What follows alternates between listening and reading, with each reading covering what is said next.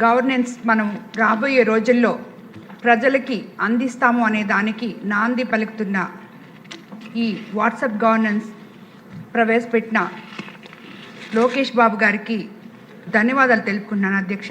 అదేవిధంగా మన కూటమి ప్రభుత్వంలో ట్రాన్స్పరెన్సీ రాబోయే రోజుల్లో ప్రజలకి ఎలా ముందుంచబోతున్నామో కూడా దీని ద్వారా ప్రజలకందరికీ తెలియజేయాలనుకున్నాం అధ్యక్ష.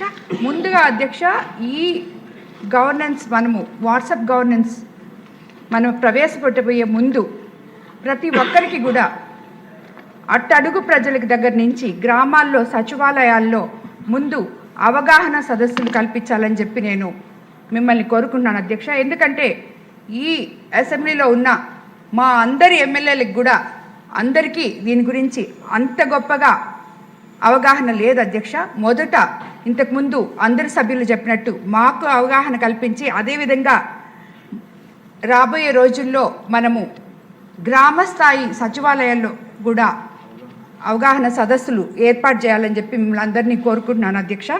అదేవిధంగా దేశంలో 95% మందికి పైగా 12 అంకెల సంఖ్య ఉన్న ఆధార్ కార్డు కలిగి ఉన్నారు అధ్యక్ష. ఇది 2010లో ప్రారంభమైంది అధ్యక్ష.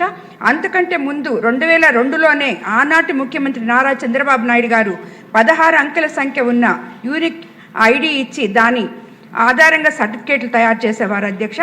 ఆధార్ కార్డు నంబర్ అందరికీ ఏ విధంగా గుర్తుంటుందో మన మిత్ర వాట్సాప్ నంబర్ 9552300009 కూడా అందరికీ గుర్తుంటుంది అధ్యక్ష. అదేవిధంగా మన మిత్ర ప్రారంభించిన జనవరి 30, 2025 చరిత్రలో మనకి నిలిచిపోయే రోజు అధ్యక్ష. బ్యాంక్ ఖాతా నుంచి ప్రభుత్వ ఉద్యోగానికి దరఖాస్తు వరకు, టీటీడీ దర్శనం నుంచి ట్రైన్ టికెట్ వరకు అన్నింటిని కూడా మనం ఈ వాట్సాప్ గవర్నెన్స్ ద్వారా పొందొచ్చు అధ్యక్ష. ఇటీవల గ్రామాల్లో పర్యటించినప్పుడు అధ్యక్ష, ఒక రైతు ఎన్నో రోజుల నుంచి, ఎన్నో నెలల నుంచి, సంవత్సరం నుంచి వాళ్ళ తండ్రి డెత్ సర్టిఫికేట్ కోసం తిరుగుతూనే ఉన్నాడు అధ్యక్ష. ఒక 2 ఏళ్ళ నుంచి తిరుగుతున్నాడంట ఆయన. అంతకుముందు గవర్నమెంట్లో తిరిగాడు, మన ఇది వచ్చిన తర్వాత కూడా తిరిగాడు. కానీ మొన్న మనకి ఈ వాట్సాప్ గవర్నెన్స్ వచ్చిన తర్వాత ఆయన అప్లై చేయగానే వెంటనే అది ఆయన చేతికి అందింది అని చెప్పి చాలా సంతోషంగా చెప్పగలిగారు అధ్యక్ష. అదేవిధంగా మనం ఇప్పుడు రైతులకి తమ ధాన్యాన్ని నేరుగా అమ్ముకునే విధంగా కూడా వీలుగా మిత్ర ద్వారా అవకాశం కల్పించాం అధ్యక్ష. కానీ అది నేను ఇందాక చెప్పినట్టే అందరికీ అది అర్థం కాక చాలామంది రైతులు ఇంకా ఇబ్బంది పడుతున్నారు అధ్యక్ష.